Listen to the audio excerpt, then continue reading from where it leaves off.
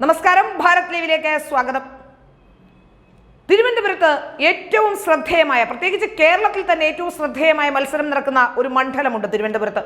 ആ മണ്ഡലം തിരുവനന്തപുരത്തെ പാർലമെന്റ് നിയോജക മണ്ഡലമാണ്. ഒരു ത്രികോണ മത്സരത്തിന്റെ പ്രതീതി ജനിപ്പിക്കുന്ന, പ്രത്യേകിച്ച് ഏറ്റവും പ്രധാനപ്പെട്ട രണ്ടുപേർ, അതായത് രാജ്യത്ത് തന്നെ വളരെ പ്രശസ്തരായ രണ്ടുപേർ, ശശി തരൂരും ഒപ്പം രാജീവ് ചന്ദ്രശേഖറും.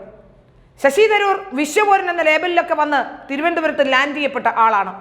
എന്നാൽ രാജീവ് ചന്ദ്രശേഖർ വന്നതോടെ ഇപ്പോൾ വിശ്വപൗരൻ എന്ന് കേൾക്കാൻ പോലും ഈ മണ്ഡലത്തിലില്ല. പക്ഷേ ആദ്യഘട്ടത്തിൽ ഒരു ത്രികോണ മത്സരത്തിനുള്ള സാധ്യതകളുണ്ട് എന്ന തരത്തിൽ തന്നെ നമ്മളേവരും ചർച്ച ചെയ്തിരുന്ന മണ്ഡലമായിരുന്നു തിരുവനന്തപുരം. അതിന് കാരണം തിരുവനന്തപുരത്തെ CPI സ്ഥാനാർത്ഥി കൂടിയാണ്. CPI സ്ഥാനാർത്ഥി ഏറ്റവും പ്രധാനപ്പെട്ട CPIയുടെ നേതാവായ, ഏറ്റവും മുതിർന്ന നേതാവായ, മാന്യനായ പന്ന്യൻ രവീന്ദ്രൻ കളത്തിലിറങ്ങിയതോടുകൂടിയാണ് തിരുവനന്തപുരത്ത് ഒരു ത്രികോണ മത്സരത്തിനുള്ള സാധ്യതകൾ തുറന്നിട്ടത്.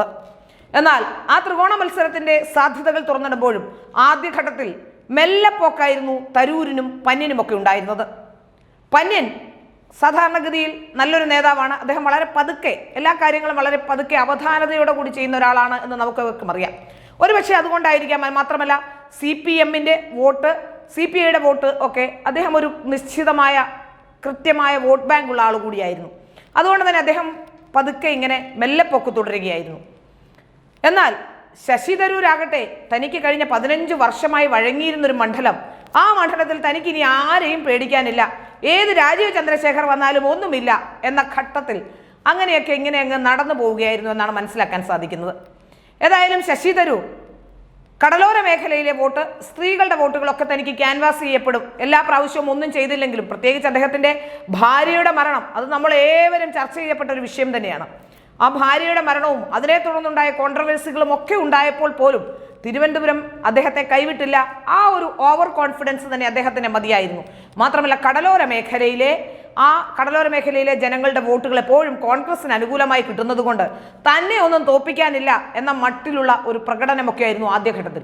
അങ്ങനെ മിണ്ടാതൊക്കെ ഇരുന്നതാണ്. എന്നാൽ ഇപ്പോൾ ഏതാണ്ട് പരാജയം മണത്തിരിക്കുന്നു. കഴിഞ്ഞ കുറേ ദിവസങ്ങളെ അദ്ദേഹം പരാജയത്തിന്റെ ഒരു ഭീതിയിലാണെന്നാണ് മനസ്സിലാക്കാൻ സാധിക്കുന്നത്.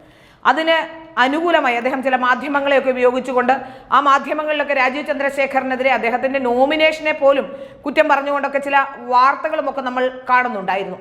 ആ വാർത്തകളൊക്കെ വന്നു. അതിന് പിന്നാലെ പലതരത്തിലുള്ള പരാജയ ഭീതി കൊണ്ടായിരിക്കും ഒരു പക്ഷേ കടലോര മേഖലയിലെ ജനങ്ങളുടെ റെസ്പോൺസാണ് ശശി തരൂരിന്റെ ആണി ഇളക്കിയതെന്ന് പറയാതിരിക്കാൻ കഴിയില്ല. കടലോര മേഖലയിലേക്ക് രാജീവ് ചന്ദ്രശേഖർ പോവുകയും രാജീവ് ചന്ദ്രശേഖറിനെ തിരുവനന്തപുരത്തെ എല്ലാ വിഭാഗക്കാരും ഏറ്റെടുക്കുകയും ചെയ്തതോടെ തിരുവനന്തപുരത്ത് അദ്ദേഹത്തെ ആരും മാറ്റി നിർത്തുന്നില്ല. പള്ളിയിലായാലും മസ്ജിദിലായാലും കോളേജുകളിലായാലും അതുപോലെ തന്നെ IT മേഖലയിലായാലും എവിടെ ചെന്നാലും അദ്ദേഹത്തിന് വലിയ സ്വീകാര്യത കിട്ടുന്നുണ്ട്. ആ സ്വീകാര്യത കണ്ട് ഭയന്നിട്ടുണ്ട് ശശി തരൂർ എന്ന് വ്യക്തമാകും. ആ ഫിക്സഡ് വോട്ട് ബാങ്കായ തൻ്റെ കടലോര മേഖലയിൽ പോലും വലിയ ആവേശം വിതച്ചുകൊണ്ട് രാജീവ് ചന്ദ്രശേഖർ നടന്നു നീങ്ങുമ്പോൾ അദ്ദേഹത്തിനെതിരെ പലതരത്തിലുള്ള ആരോപണങ്ങളുമായി വരുന്നു. ഇപ്പോൾ അദ്ദേഹം പണം ഉപയോഗിച്ച് മാധ്യമങ്ങളിൽ വാർത്ത വരുത്തുകയും അല്ലെങ്കിൽ അത്തരത്തിലുള്ള ചില പരാമർശങ്ങൾ ശശി തരൂരിന്റെ ഭാഗത്തുനിന്ന് ഉണ്ടായിട്ടുണ്ടെന്നാണ് മനസ്സിലാക്കാൻ സാധിക്കുന്നത്. എന്നാൽ വളരെ ശ്രദ്ധേയമായ ഒരു കാര്യം, ശശി തരൂരിനെ സംബന്ധിച്ചിടത്തോളം ശശി തരൂരും അതുപോലെ തന്നെ പന്ന്യൻ രവീന്ദ്രനും ഒക്കെ ഏതെങ്കിലും രീതിയിൽ പന്ന്യൻ രവീന്ദ്രൻ സത്യത്തിൽ ആരോപണങ്ങളൊന്നും ആരെക്കുറിച്ചും ഉന്നയിക്കുന്നില്ല.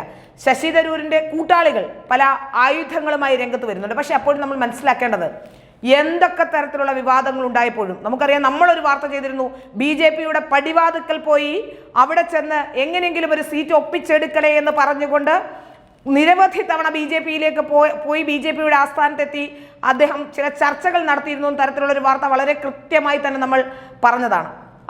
അത് കേട്ടിട്ട് പോലും, ആ ചോദ്യമായി ഉന്നയിച്ചപ്പോൾ പോലും താൻ ആരെയും കുറ്റം പറയാനില്ല, അത് അദ്ദേഹം ക്ലാരിഫൈ ചെയ്യട്ടെ. എന്നാൽ വാർത്ത തെറ്റാണെന്ന് രാജീവ് ചന്ദ്രശേഖർ നിഷേധിച്ചിട്ടില്ല. പക്ഷേ എങ്കിൽ പോലും ഒരു മാന്യതയോടുകൂടി താൻ ചില കാര്യങ്ങൾ തിരുവനന്തപുരത്തിന് വേണ്ടി ചെയ്യാനാണ് വരുന്നത്, മറ്റാരെയും കുറ്റം പറയാനോ മറ്റൊരു വിധത്തിൽ ആക്രമിക്കാനോ അല്ല എന്ന അദ്ദേഹത്തിന്റെ വളരെ മാന്യമായ നിലപാട്, ആ നിലപാടടക്കം കേരളത്തിലെ മാധ്യമങ്ങളും മറ്റെല്ലാവരും ചർച്ച ചെയ്യുന്നുണ്ട്. മാത്രമല്ല അദ്ദേഹത്തിന്റെ ചടുലമായ നീക്കങ്ങൾ, അദ്ദേഹത്തിന്റെ ട്രാക്ക് റെക്കോർഡ്, അദ്ദേഹത്തിനെ സംബന്ധിച്ചിടത്തോളം അദ്ദേഹത്തിന് ഇന്ന് വരെ അഴിമതിയുടേതോ അല്ലെങ്കിൽ സ്ത്രീ വിഷയവുമായി ബന്ധപ്പെട്ടോ ഇത്തരത്തിലുള്ള ആരോപണങ്ങളാണല്ലോ സാധാരണ രാഷ്ട്രീയ നേതാക്കളെ പറ്റി വരുന്നത്.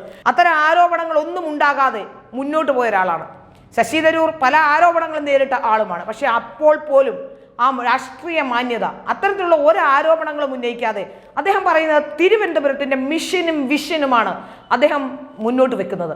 മോദിയുടെ ഗ്യാരണ്ടി ഇനി കാര്യങ്ങൾ നടക്കുമെന്ന് തന്നെയാണ്.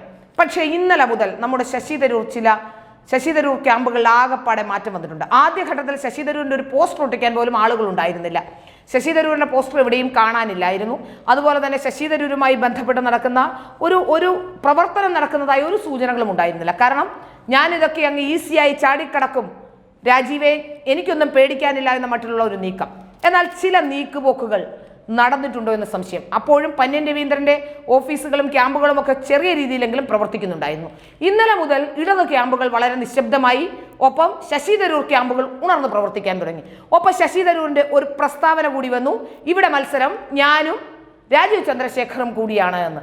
ഇതൊക്കെ ചേർത്ത് കൂട്ടി വായിക്കുമ്പോൾ ജനങ്ങൾക്ക് സാധാരണഗതിയിൽ ഉണ്ടാകുന്ന ഒരു സംശയം, ഇവിടെയും ക്രോസ് വോട്ടിങ്ങിനും വോട്ട് മറിക്കാനും ധാരണയായോ എന്നാണ്. ഏതായാലും CPM ഇതുവരെ പന്ന്യൻ രവീന്ദ്രന്റെ ഇലക്ഷൻ പ്രചാരണത്തിൽ സജീവമായതായ ഒരു സൂചനയില്ല. CPI മത്സരിക്കുന്ന മണ്ഡലങ്ങളിലെല്ലാം അങ്ങനെയാണ്. തൃശ്ശൂരിലും CPI ആണ് മത്സരിക്കുന്നത്. തൃശ്ശൂരിൽ കരുവന്നൂർ ബാങ്കുമായി ബന്ധപ്പെട്ടൊക്കെ വലിയ രീതിയിലുള്ള പ്രശ്നങ്ങളും ഒക്കെ നടക്കുന്നുണ്ട്. എങ്കിൽ പോലും തൃശ്ശൂരിൽ ചടുലമായ നീക്കങ്ങളും ചടുലമായ പ്രവർത്തനങ്ങളും നടക്കുമ്പോൾ എന്തുകൊണ്ടാണ് തിരുവനന്തപുരത്ത് CPMകാർ പന്ന്യന് വേണ്ടി പ്രചരണത്തിന് ഇറങ്ങാത്തത്? എന്തുകൊണ്ടാണ് ആ രീതിയിലുള്ള പ്രവർത്തന ശൈലിയുമായി മുന്നോട്ട് പോകാത്തത്? ഇന്നലെ മുതൽ ശശി തരൂരിന്റെ ക്യാമ്പുകൾ ഉണർന്ന് പ്രവർത്തിക്കുന്നുവെന്ന് ഞാൻ പറയാൻ കാരണം, തിരുവനന്തപുരം നഗരത്തിലെ എവിടെ നോക്കിയാലും ഇന്നലെ മുതൽ ശശി തരൂരിന് വേണ്ടി പ്രചരണ വാഹനങ്ങളും പ്രസംഗങ്ങളും എല്ലാ മുക്കും മൂലയിലും ഒക്കെ പ്രചരണ യോഗങ്ങളും ഒക്കെ നടക്കുന്നുണ്ട്. എന്നാൽ ആദ്യം പ്രചരണ യോഗങ്ങളും പ്രചരണവും ഒക്കെ തുടങ്ങിയത്, എനിക്ക് തോന്നുന്നു പ്രചരണ യോഗങ്ങളൊക്കെ തുടങ്ങിയത് ശശി തരൂരാണ് എന്ന് തോന്നുന്നു. ഏതായാലും ശശി തരൂരിന്റെ വാക്കുകളും ഞാനും രാജീവ് ചന്ദ്രശേഖരൻ തമ്മിൽ മത്സരിക്കുന്നു, അല്ലെങ്കിൽ മത്സരം ഞങ്ങൾ തമ്മിലാണ് എന്ന് പറയുമ്പോൾ നിങ്ങളുടെ CPMന്റെ വോട്ടുകളൊക്കെ എനിക്ക് ചെയ്യണം, അല്ലെങ്കിൽ അത്തരത്തിലുള്ള ഒരു ധ്വനി കൂടി ഉണ്ടായിട്ടുണ്ട് എന്ന് സൂചനയുണ്ട്. ചിലരെങ്കിലും കോൺഗ്രസ് ക്യാമ്പുകളിലേക്കാൾ ആത്മവിശ്വാസം പല CPMകാർക്കുമുണ്ട് എന്നാണ് മനസ്സിലാക്കാൻ സാധിക്കുന്നത്. ശശി തരൂരിനെ സംബന്ധിച്ച് ചില ആൾക്കാരൊക്കെ പറഞ്ഞു തുടങ്ങി, ശശി തരൂർ ജയിക്കും, അത് CPMകാർ ജയിപ്പിച്ചോളുമെന്ന്. ഏതായാലും ഒരു ക്രോസ് വോട്ടിങ്ങിനുള്ള സാധ്യത തിരുവനന്തപുരത്ത് മണക്കുന്നുണ്ട്. വോട്ട് മറിക്കാൻ ധാരണയായിട്ടുണ്ട് എന്ന തരത്തിലുള്ള വാർത്തകൾ അല്ലെങ്കിൽ പുറത്തു വന്നാൽ അതിൽ അത്ഭുതപ്പെടേണ്ടതില്ല.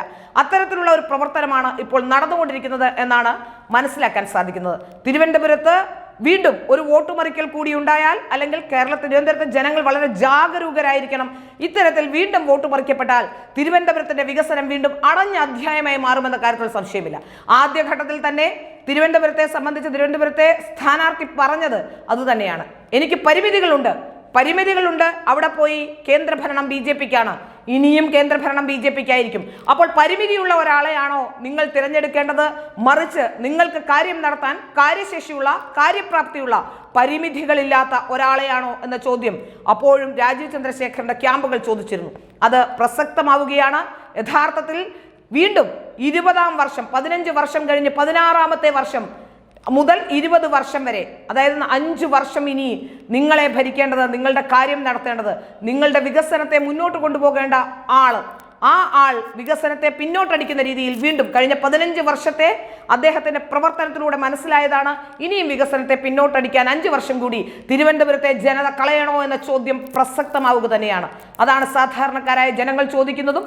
തിരുവനന്തപുരത്ത് ഇപ്പോൾ എല്ലാം പറയാനും എല്ലാ കാര്യങ്ങളും നടത്താനും ഒരാളുണ്ട് എന്ന ഒരു ബോധ്യം തിരുവനന്തപുരത്തെ പല ജനങ്ങൾക്കും വന്നിരിക്കുന്നു. അതാണ് രാജീവ് ചന്ദ്രശേഖറിന് തിരുവനന്തപുരത്ത് കിട്ടുന്ന സ്വീകാര്യതയുടെ ഏറ്റവും പ്രധാനപ്പെട്ട കാരണവും. ഏതായാലും വോട്ട് മറിച്ച് ഇത്തവണയും വീണ്ടും ഇളിഭ്യരായി മാറുകയും, അല്ലെങ്കിൽ വീണ്ടും തിരുവനന്തപുരത്തിന്റെ വികസനം തടസ്സപ്പെടുത്തുകയും ചെയ്യാൻ CPM ആണോ കോൺഗ്രസ് ആണോ ശ്രമിക്കുന്നത് എന്ന സംശയം മാത്രമാണ് ഇനി ബാക്കിയാവുന്നത്.